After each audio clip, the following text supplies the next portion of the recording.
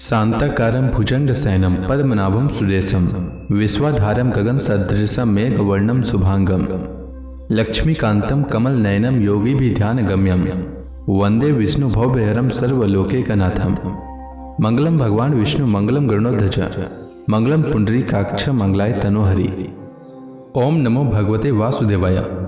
आज का दिन आप सभी के लिए मंगलमय हो। आइए सुनते हैं आश्विन मास कथा का 9वां अध्याय।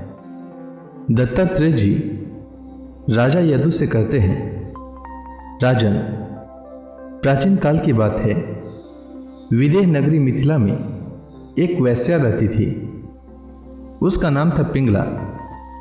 मैंने उससे जो कुछ शिक्षा ग्रहण की है वह मैं तुम्हें सुनाता हूँ। सावधान होकर सुनो। वह स्वेच्छाचारिणी तो थी ही, रूपवती भी थी। एक दिन रात्रि के समय किसी पुरुष को अपने रमण स्थान में लाने के लिए खूब बन ठन कर, उत्तम वस्त्राभूषणों से सजकर बहुत देर तक अपने घर के बाहरी दरवाजे पर खड़ी रही। नर रत्न, उसे पुरुष की नहीं धन की कामना थी, और उसके मन में यह कामना इतनी दृढ़ हो गई थी कि वह किसी भी पुरुष को उधर से आते जाते देखकर यही सोचती कि यह कोई धनी है और मुझे धन देकर उपभोग करने के लिए ही आ रहा है। जब आने जाने वाले आगे बढ़ जाते तब फिर वह संकेत जीवनी वैश्या यही सोचती कि अवश्य ही अब की बार कोई ऐसा धनी मेरे पास आवेगा जो मुझे बहुत सा धन देगा। उसके चित्त की यह दुराशा बढ़ती ही जाती थी। वह दरवाजे पर बहुत देर तक टंगी रही। उसकी नींद भी जाती रही। वह कभी बाहर आती तो कभी भीतर जाती। इस प्रकार आधी रात हो गई। राजन, सचमुच आशा और शोभी धन की बहुत बुरी है। धन की बांट जोते जोते उसका मुंह सूख गया, चित्त व्याकुल हो गया। अब उसे इस वृत्ति से बड़ा वैराग्य हुआ। उसमें दुख बुद्धि हो गई। इसमें संदेह नहीं कि इस वैराग्य का कारण चिंता ही थी, परंतु ऐसा वैराग्य भी है तो सुख का ही हेतु। जब पिंगला के चित्त में इस प्रकार वैराग्य की भावना जागृत हुई तब उसने एक गीत गाया। वह मैं तुम्हें सुनाता हूँ। राजन, मनुष्य आशा की फांसी पर लटक रहा है। इसको तलवार की तरह काटने वाली यदि कोई वस्तु है तो वह केवल वैराग्य है। प्रिय राजन, जिसे वैराग्य नहीं हुआ है, जो इन बखेड़ों से उबा नहीं है, वह शरीर और इसके बंधन से उसी प्रकार मुक्त नहीं होना चाहता जैसे अज्ञानी पुरुष ममता छोड़ने की इच्छा भी नहीं करता। पिंगला ने यह गीत गाया था। हाय हाय, मैं इंद्रियों के अधीन हो गई। भला मेरे मोह का विस्तार तो देखो। मैं इन दुष्ट पुरुषों से, जिनका कोई अस्तित्व ही नहीं है, विषय सुख की लालसा करती हूँ। कितने दुख की बात है। मैं सचमुच मूर्ख हूँ। देखो तो सही, मेरे निकट से निकट हृदय में ही मेरे सच्चे स्वामी भगवान विराजमान हैं। वे वास्तविक प्रेम, सुख और परमार्थ का सच्चा धन भी देने वाले हैं। जगत के पुरुष अनित्य हैं और वे नित्य हैं। हाय हाय, मैंने उनको तो छोड़ दिया और उन तुच्छ मनुष्यों का सेवन किया जो मेरी एक भी कामना पूरा नहीं कर सकते। उल्टे दुख, भय आदि व्याधि, शोक और मोह ही देते हैं। यह मेरी मूर्खता की हद है कि मैं उनका सेवन करती हूँ।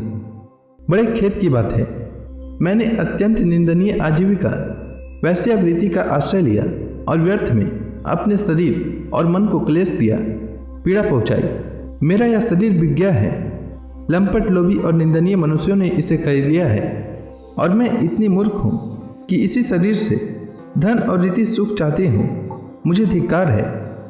यह शरीर एक घर है। इसमें हड्डियों के टेढ़े तिरछे बांस और खंभे लगे हुए हैं। चाम, रोए और नाखूनों से यह छाया गया है। इसमें 9 दरवाजे हैं जिनसे मल निकलते ही रहते हैं। इसमें संचित संपत्ति के नाम पर केवल मल और मूत्र हैं। मेरे अतिरिक्त ऐसी कौन स्त्री है जो इस स्थूल शरीर को अपना प्रिय समझकर सेवन करेगी।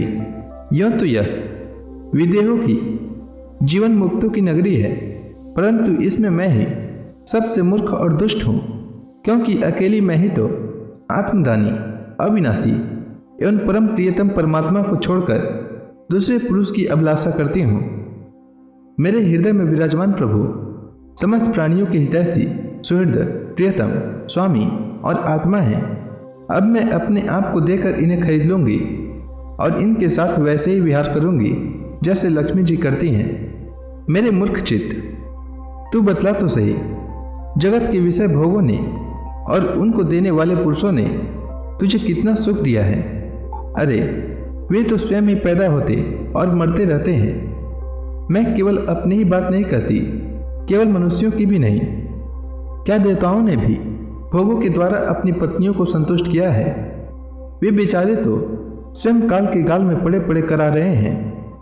अवश्य ही मेरे किसी शुभ कर्म से विष्णु भगवान मुझ पर प्रसन्न हैं, तभी तो दुराशा से मुझे इस प्रकार का वैराग्य हुआ है। अवश्य ही मेरा यह वैराग्य सुख देने वाला होगा। यदि मैं मंदभागिनी होती तो मुझे ऐसे दुख ही न उठाने पड़ते जिनसे वैराग्य होता है। मनुष्य वैराग्य के द्वारा ही घर आदि के सब बंधनों को काटकर शांति लाभ करता है। अब मैं भगवान का यह उपकार आदरपूर्वक सिर झुकाकर स्वीकार करती हूँ और विषय भोगों की दुराशा छोड़कर उन्हीं जगदीश्वर की शरण ग्रहण करती हूँ। अब मुझे प्रारब्ध के अनुसार जो कुछ मिल जाएगा उसी से निर्वाह कर लूँगी और बड़ी संतोष तथा श्रद्धा के साथ रहूँगी। मैं अब किसी दूसरे पुरुष की ओर न ताक कर अपने हृदयस्वर आत्मस्वरूप प्रभु के साथ ही विहार करूँगी। यह जीव संसार के कुएं में गिरा हुआ है। विषयों ने इसे अंधा बना दिया है। काल रूपी अजगर ने इसे अपने मुंह में दबा रखा है।